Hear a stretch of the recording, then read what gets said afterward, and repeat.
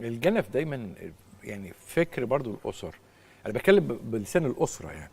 هل المرض ده مرض وراثي؟ هل المرض ده ممكن يصيب اكتر من فرد في العيله؟ لو هي بنت وليها اخت صغيره لسه طالعه بتكبر، ممكن يجي في الصغيره كمان؟ تمام. هل هو وراثي؟ هو يعني مش وراثي 100%، لكن في عامل جيني فيه. يعني ايه؟ يعني لو في بنت عندها في الاسره سكوليوزس، متوقع بنسبه اكبر ان بقيه الاسره او ولاد خالاتها ولاد عماتها يجي لهم.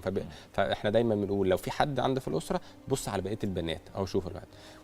لا، في نوع بقى تاني اللي هو الايه، الكونجينيتال. الكونجينيتال ده يعني الطفل مولود فيه فقره زياده او فقره ناقصه او فقره غير مكتمله، ده بيبقى ليه عامل وراثي، يا اما يعني مولود من الاب او من الام او حتى من حد من الاثنين.